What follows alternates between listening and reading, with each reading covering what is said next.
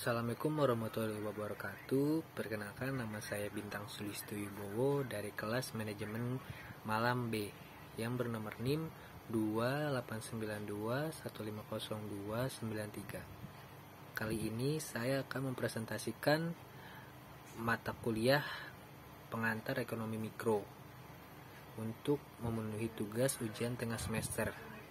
Presentasi ini menjelaskan tentang apa itu ekonomi mikro dan beserta contoh-contohnya. Nah, mari kita mulai saja presentasi saya kali ini. Pengertian ekonomi mikro. Ekonomi mikro adalah ilmu yang mempelajari tentang keputusan yang akan dibuat oleh seseorang dalam melakukan tindakan konsumsi dan produksi. Ekonomi mikro merupakan ilmu yang mempelajari tentang permintaan dan penawaran dalam lingkup pasar, perilaku dalam memutuskan segala yang diinginkan dan yang dibutuhkan dalam kehidupan sehari-hari. Permasalahan ekonomi mikro. Setiap kegiatan ekonomi pasti memiliki permasalahan yang harus dihadapi, baik bersifat internal atau eksternal. Hal-hal yang berkaitan dengan individu atau kelompok. Permasalah ekonomi mikro antara lain penerapan harga. Ekonomi mikro mengatasi masalah yang berkaitan dengan penerapan harga maksimal dan minimal.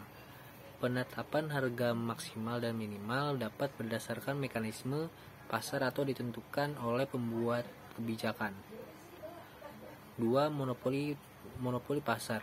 Terdapat pihak-pihak tertentu yang memiliki keinginan untuk menguasai pasar. 3. Masalah distribusi. Permasalahan rantai pasok yang panjang dari suatu produk yang membuat harga seketika sampai konsumen menjadi mahal. Yang keempat, masalah birokrasi. Permasalahan izin suatu kegiatan ekonomi, baik yang bersifat kegiatan rutin atau event tertentu. Yang kelima, pembangunan infrastruktur. Pembangunan dilakukan untuk mendukung segala kegiatan perekonomian. Yang terakhir, pungutan liar. Permasalahan yang timbul karena kekuasaan seseorang dalam suatu daerah. Tujuan ekonomi mikro. Kegiatan ekonomi mikro memiliki beberapa tujuan. Tujuan tersebut meliputi beberapa aspek. Berikut merupakan tujuan dari ekonomi mikro antara lain. 1. Mengalokasikan sumber daya alam. Yang kedua, menganalisis pembentukan harga pasar. Yang ketiga, menganalisis kegagalan yang terjadi. Contoh ekonomi mikro. Permintaan. Ketika seseorang menginginkan barang atau jasa yang dirasa diperlukan oleh seseorang.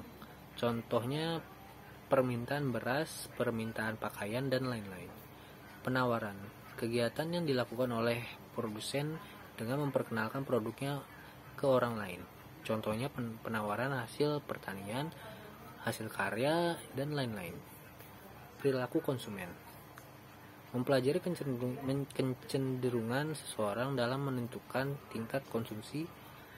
Perilaku konsumen yang baik ialah dalam memutuskan sesuatu bersifat rasional agar tidak merasa merugi akan keputusan yang telah dibuat. Perilaku produsen. Mempelajari kecenderungan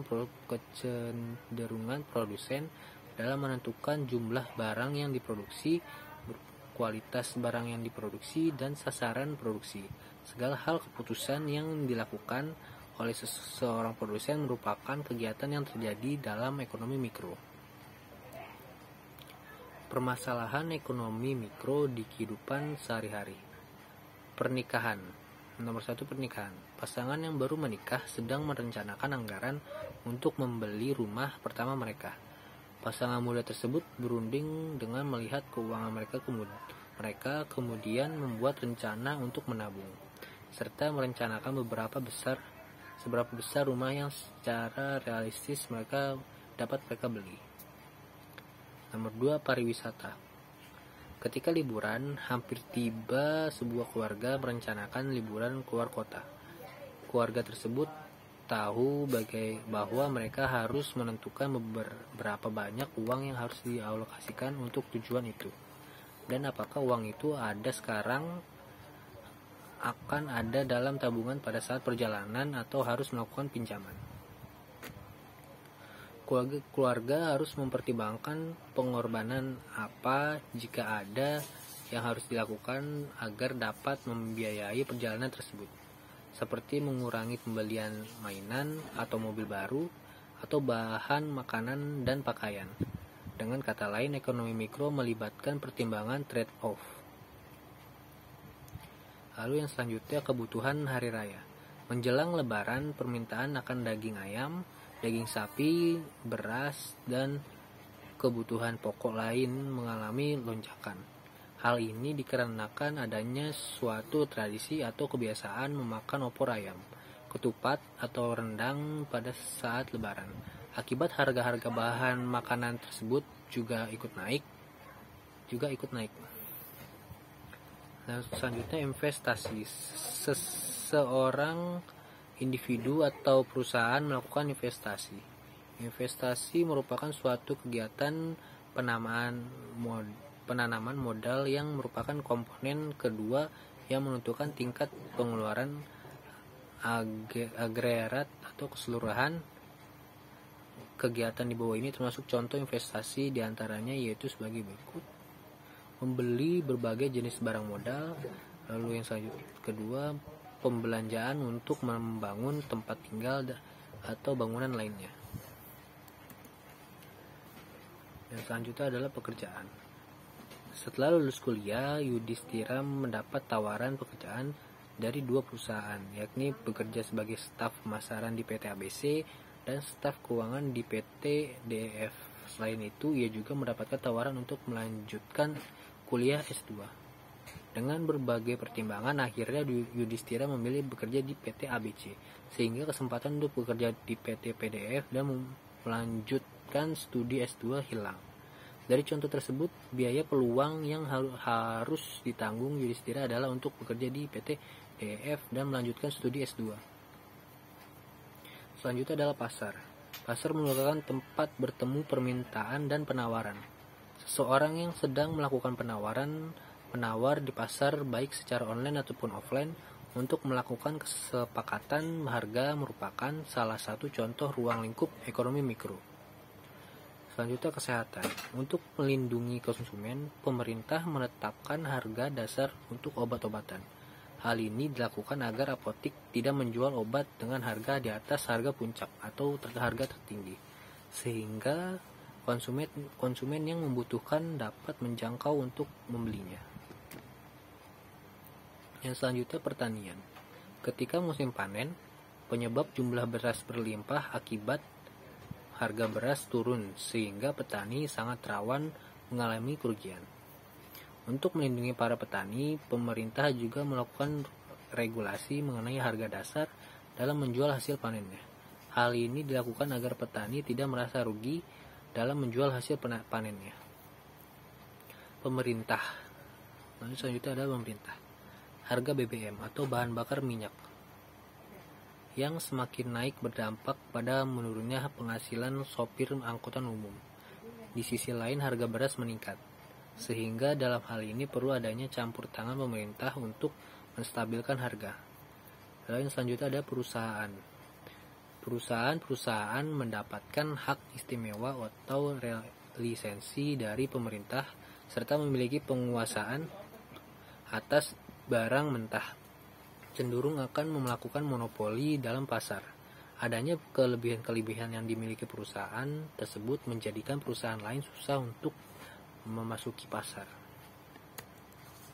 Akibat gagal panen, menjadi pasokan beras rendah sehingga harga beras menjadi tinggi. Hal ini mengakibatkan meningkatnya beban hidup masyarakat, khususnya bagi masyarakat memiliki penghasilan rendah. Untuk mengatasi hal itu, maka pemerintah melakukan program impor beras untuk beberapa perusahaan swasta, nasional maupun asing. Yang selanjutnya adalah distribusi. Distribusi yang panjang menyebabkan tingkat harga yang semakin tinggi. Ketika sampai di tangan konsumen, untuk menghindari hal tersebut, maka perusahaan sebisa mungkin harus memperpendek saluran distribusi. Contoh PT Kalbe mendistribusikan produknya melalui lebih dari 100 pusat penjualan di seluruh Indonesia melalui pengecer dan grosir.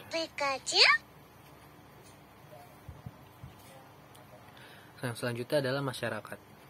Pak Charlie memiliki sebidang tanah. Ia sedang memikirkan pemanfaatan dari tanah tersebut, apakah untuk bercocok tanam atau digunakan untuk membangun kontrakan. Keputusan tepat yang diambil Pak Charlie akan menyelesaikan masalah ekonomi dan meminimalisir timbulnya masalah baru. Yang selanjutnya adalah kebutuhan. Beberapa pasar pertanian dapat memiliki harga yang tidak stabil, seperti misal harga cabai. Melimpahnya pasokan cabai bisa menjadi berita buruk karena jatuhnya harga bisa menurunkan pendapatan petani cabai. Bahkan dapat menyebabkan beberapa petani cabai menjadi bangkrut. Yang selanjutnya adalah kehidupan sehari-hari. Hikmah ingin membeli ponsel baru. Ia masih bimbang di antara dua merek, yaitu merek A dan B, sehingga ia mencari informasi lebih lanjut mengenai kedua produk tersebut melalui internet. Ia mencari spesifikasi dari masing-masing produk sehingga dapat menyesuaikan dengan budget yang dimiliki serta apa yang dibutuhkan. Setelah membaca berbagai review dari internet, ia memutuskan untuk memilih ponsel merek B.